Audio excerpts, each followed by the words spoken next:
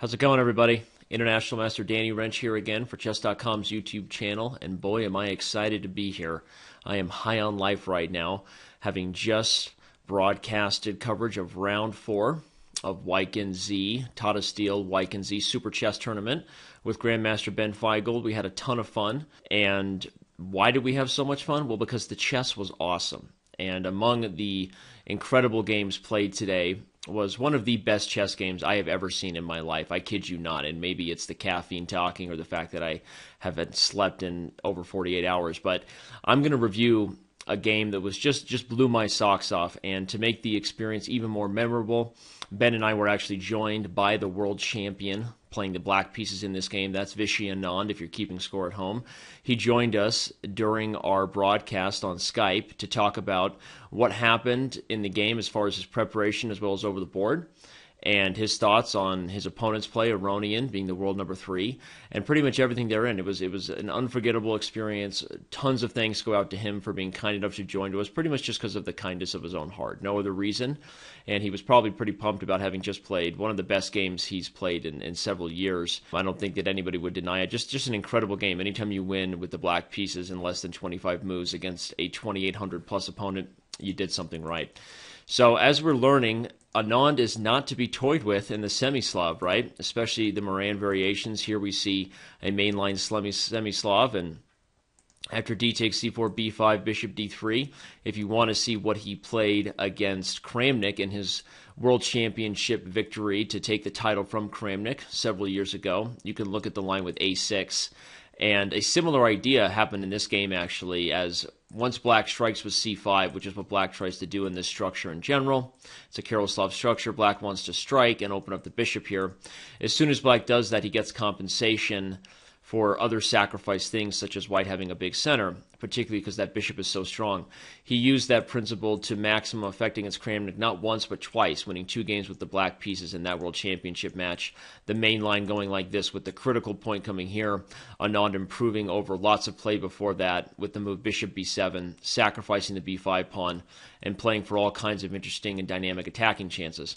That's not the subject of today's video lecture. As I said, you can review games, all kinds of games. You can use our site, Chess.com, and many other places you can find those games with Kramnik. But bishop to d6 is the new and modern way that black is playing right now in the Moran semi-Slav. And after castles, queen c2, we were seeing nothing but theory up until this point where black is over-preparing to break through c5. Again, it's pretty common in this structure that that's exactly what black wants to do. e5 is also a goal of his generally, but specifically in variations where black is committed to the bishop on this diagonal, he really wants to punch this move through.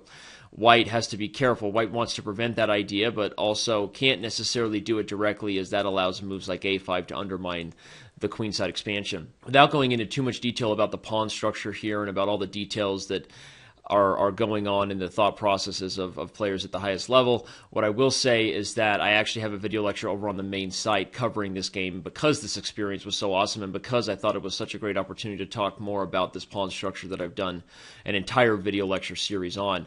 In this game, Anand uses the basic positional principles of needing c5 to an incredible dynamic effect, just awesome, and home preparation meets just being brilliant over the board. You're about to be amazed. This was really a ton of fun, and literally this just happened live on Tuesday, January 15th, actually. So you're seeing this video not more than 48 hours ago.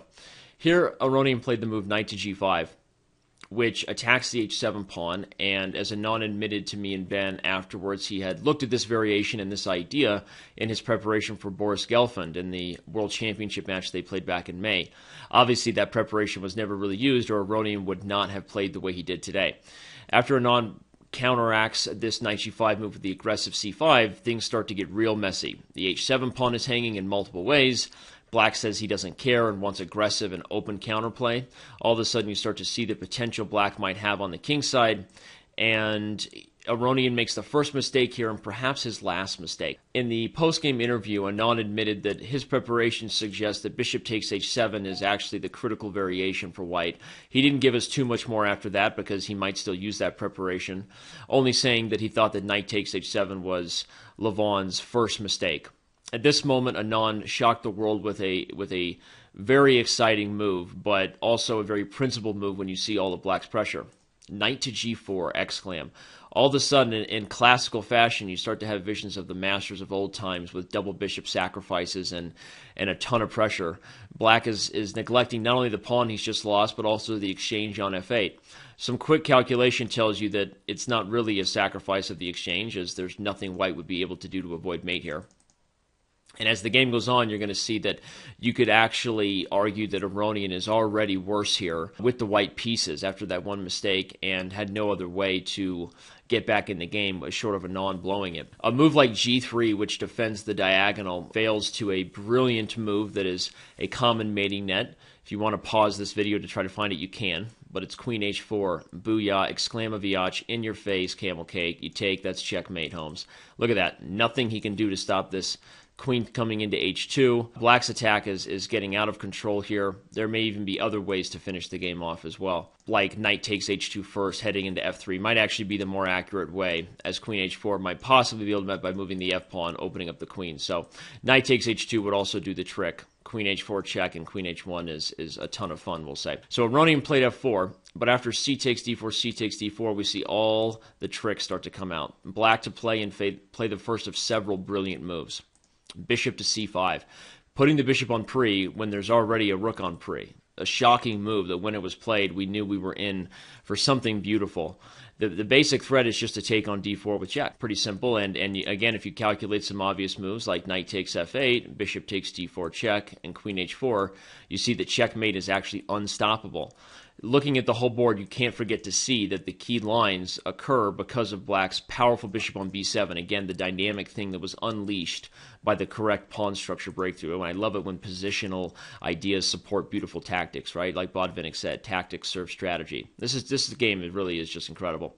Aronian played a bad move here with bishop e2.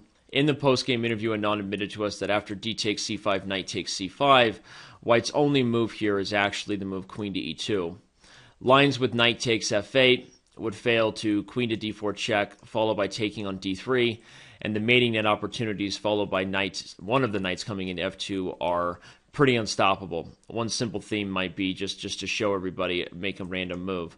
One of the threats is to give a check, another discovered double check, and finish off with a brilliant mating pattern that you've probably seen before, known as the Venus flytrap. Doesn't get more beautiful than that. All of Black's pieces just bursting onto the scene on the dark squares. But after queen to e2, instead of knight takes f8, queen to d4 check, king to h1, knight takes d3, queen takes g4 is White's resourceful defense, because Black cannot just check and pick up the queen due to a brilliant knight f6 check, followed by queen to the h-file checkmate. White would be turning the table there. Pretty amazing stuff, right? However, after queen takes g4, king takes h7, we see a position with equal material, though Black is clearly better in this situation considering the pressure and threats on the king side. Anand says at this point that might have been White's best opportunity. Instead of knight takes f8 or d takes c5, as we said, the move bishop e2 was played, which we all expected some sort of line, and Anand said the first line he looked at was a line with bishop takes d4, knight f2 check. And he felt at the end of a variation like this, similar to the other line, material is equal, with Black possessing an edge here for sure, considering all the pressure. But then he thought, and he plays the move, the brilliant move, double exclam, knight d to e5. Every piece is on pre here as far as the obvious captures, but none of them are capturable. The critical line after a move like knight takes f8 becomes clear and is very similar to something we've already seen, with the Venus flytrap occurring. The same would occur if f takes e5 was played, queen takes d4 check, followed by the climax, the brilliant climax. And White is completely lost. After this brilliant double exclam knight d5, let's back this thing up and show it Sports Center time. Replay, instant replay, bam, bam, bam. I could do that all day, baby. Knight takes f8 was not played. Instead, Aronian played the move bishop takes g4, but at this point, White's position is completely lost. However, don't go anywhere, because there's one more incredible treat waiting for you. Black probably has several moves to keep the attack going and already has a ton of compensation and threats against the white king. But the most obvious forms to continue the attack, like queen h4, fail to the move queen h7, forcing a queen trade and head into an endgame where you might still argue Black has a ton of compensation, but why risk it, right? Instead, let's go get that biscuit. f5, exclam, cutting off the queen's threat of h7 and threatening queen h4. Black is officially down a rook if you're counting, but who's counting at this point? Anand's already shown that he's willing to give up everybody to finish this thing off in style. And black only has one idea in mind, queen h4, which is mate, and there's nothing white can do about it. The only thing he could do is knight to g6, which is what Aronian did, delaying the inevitable. But after queen to f6, h3, queen takes g6. Obviously, this is a bluff, as queen h6 would be checkmate. Queen to e2 was met by queen h5, threatening queen takes h3 mate.